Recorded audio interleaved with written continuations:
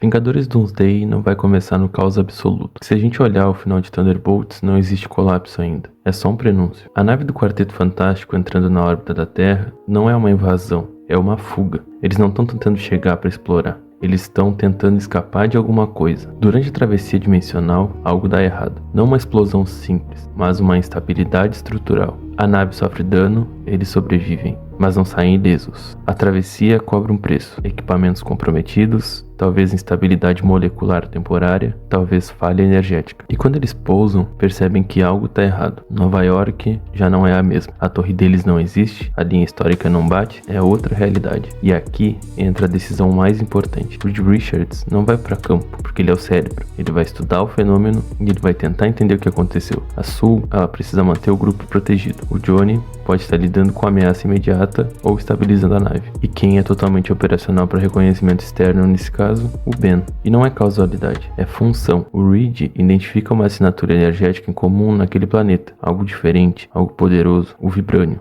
E existe um único lugar onde isso está concentrado, em Wakanda. Ben não vai para Wakanda por acaso. Ele vai porque é o único capaz de atravessar o planeta rapidamente. Ele vai porque é o mais resistente. Ele vai porque alguém precisa estabelecer o contato. Enquanto isso, o quarteto começa a perceber algo maior. Não é só deslocamento dimensional, é padrão. Talvez o universo dele já tivesse sofrendo instabilidade antes mesmo da fuga. Talvez eles tenham sido os primeiros sobreviventes de uma realidade que já começou a colapsar. E aqui a teoria ganha peso. As incursões não começam no MCU principal, elas já começaram antes, em outro universo, e alguém pode estar direcionando esse processo, não como vilão caótico, mas como engenheiro, alguém que já viu o universo morrer, alguém que concluiu que múltiplas realidades coexistindo é um erro estrutural. E se esse alguém for uma variante do Tony Stark, não o Tony que a gente conhece, mas um Tony que falhou em salvar o próprio universo, que decidiu que a liberdade demais gera colapso inevitável, concluiu que a única solução é fusão, centralização, controle absoluto do multiverso. Isso não é repetição do Thanos. O Thanos ele queria equilíbrio. Aqui a proposta é ordem definitiva, tecnocracia aplicada à existência. E talvez o primeiro filme não revele isso de imediato. Talvez ele só mostre os sinais. O quarteto deslocado, o Ben em Wakanda alertando que algo maior está acontecendo, Reed começando a perceber que aquilo não é um fenômeno natural e no final a confirmação de que existe uma mente coordenando o processo. E não um acidente, mas um projeto. E se essa teoria estiver certa, o verdadeiro conflito não é físico, é ideológico. Salvar múltiplos universos ou impedir que eles existam ao mesmo tempo. E talvez o maior salvador da história tenha decidido que o livre-arbítrio é defeito do sistema.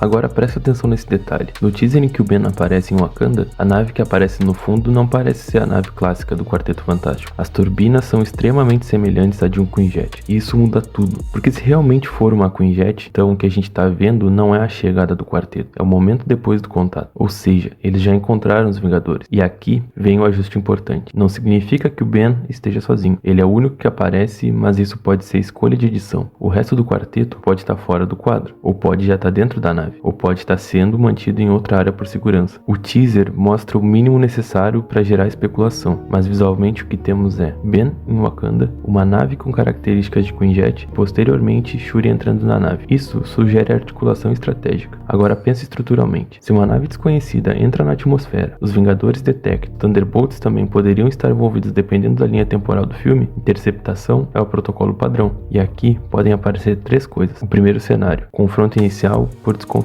Segundo cenário, diálogo imediato por ameaça maior. E o terceiro cenário, resgate técnico caso a nave do quarteto esteja danificada. Qual cenário que faz mais sentido? Se a nave original deles não aparece no teaser, talvez ela esteja inutilizada. Talvez tenha sofrido dano na travessia dimensional. E aí, os Vingadores entram não como antagonistas, mas como contenção e suporte. Isso justifica o Wakanda, porque o Wakanda não é apenas um país avançado. É o centro tecnológico mais estável do planeta, depois da ausência de Tony Stark. Se existe um problema que envolve física avançada, multiverso ou instabilidade energética, Wakanda é o lugar lógico. E aqui entra um ponto forte da teoria. O quarteto pode estar presente em Wakanda inteiro, só que o teaser escolhe mostrar apenas o Ben. Por quê? Porque ele é visualmente impactante, porque ele confirma a presença do grupo sem revelar a dinâmica completa, porque esconder Reed e Richard preserva o peso dramático. E se o Reed estiver em discussão direta com Shuri, isso é uma cena que a Marvel não entregaria num teaser. Isso é uma cena de terceiro ato. Então essa teoria fica assim: o quarteto chega, é interceptado, tem contato com os Vingadores ou Thunderbolts, tem uma possível tensão inicial, o reconhecimento de uma ameaça maior, transferência para Wakanda e a convocação da Shuri. E isso não exclui o conflito, mas coloca o conflito como transição e não como foco. Existe uma possibilidade que quase ninguém está considerando. E se o verdadeiro ponto de ruptura não tiver começado com as incursões, mas com um aviso? Nós já vimos que existem múltiplas versões de Doutor Estranho, versões corrompidas, versões que quebram a realidade, versões que foram longe demais. Agora imagina o seguinte cenário: uma dessas variantes descobre que o multiverso está condenado, descobre que as linhas do tempo vão colapsar, descobre que algo maior do que o Thanos está se aproximando e decide fazer o que o Doutor Estranho sempre faz: interferir. Só que não no universo dele, em outro. Ele encontra uma variante do Tony Stark, mas não qualquer Tony. Um Tony que já venceu, um Tony que não perdeu nada, um Tony que tem família, estabilidade e controle. E ele diz: o fim está chegando. Agora pensa psicologicamente. Esse Tony não é o Tony que vimos se sacrificar. Ele tem algo a perder. E medo é combustível poderoso. Talvez essa variante mostre possibilidades, incursões, colapso dimensional, o fim inevitável. E talvez apresente uma alternativa radical. Existe uma forma de impedir, mas essa forma exige controle absoluto, exige centralização, exige dominar o sistema antes que ele colapse. Esse Tony, tentando salvar o próprio mundo, toma decisões preventivas, começa a estudar o multiverso, começa a estudar a energia dimensional, começa a entender a estrutura do tempo. E nesse processo, ele ultrapassa o limite. E é aqui que nasce Doutor Destino, não como tirano clássico, mas como alguém que acredita estar corrigindo um sistema falho. E agora entra o próximo ponto. Desde os eventos da série Loki, o controle do tempo deixou de ser linear. A gente sabe que as variantes podem perceber estruturas maiores da realidade. Se uma variante do Estranho entende isso, então o Tony com recursos limitados também pode entender. E se ele descobre que o tempo estava sendo manipulado, que existe uma entidade no fim dos tempos organizando as linhas, ele pode concluir que o problema não é apenas o colapso, é quem controla o colapso. Então, o plano não seria destruir o universo, seria assumir o controle do mecanismo. As incursões não começam por acidente, elas começam porque alguém está forçando colisões calculadas, testando limites, reduzindo variáveis, eliminando linhas frágeis, tudo para chegar em uma linha estável, a linha dele. Isso transforma o Doutor Destino em estrategista multiversal, explica por que ele estaria sempre um passo à frente, porque ele foi avisado antes. Provavelmente é um universo que ainda não vimos, mas a base conceitual existe. Variantes existem, avisos temporais existem, manipulação do tempo existe, incursões existem nos quadrinhos. E no fim das contas, o que a gente tem aqui não são respostas, são padrões. 3 possibilidades diferentes, mas todas apontando para as mesmas coisas. Nada do que está acontecendo parece acidental. Ou o Quarteto Fantástico já chegou no meio de um colapso, ou os Vingadores interceptaram algo que não entendem completamente. Ou existe uma mente estratégica por trás das incursões, possivelmente ligada a uma variante de Doutor Estranho, ou ao surgimento de um Doutor Destino que viu o fim do mundo antes de todo mundo. E se for isso, então a próxima fase do MCU não é sobre invasão, é sobre controle. Controle do tempo, controle das realidades, controle de quem decide qual universo sobrevive. E aí a pergunta que fica não é quem vai vencer, é quem tá jogando xadrez enquanto os outros ainda estão tentando entender o tabuleiro. Se Wakanda tá envolvida, se Shuri tá sendo convocada, se o multiverso já começou a colidir, então o problema já passou do ponto de retorno. E agora eu quero saber de ti, qual dessas teorias faz mais sentido? A chegada estratégica, o primeiro contato com os Vingadores, ou o alerta que criou o vilão? Ou você acha que a verdade é uma combinação das 3? Comenta aqui embaixo, porque se tem uma coisa que a Marvel faz bem, é plantar pistas antes da gente perceber que elas estavam lá. E se você curte esse tipo de análise mais estrutural, onde a gente tenta ligar os pontos antes do filme explicar, se inscreve, porque quando sair mais material, a gente volta aqui e desmonta frame por frame.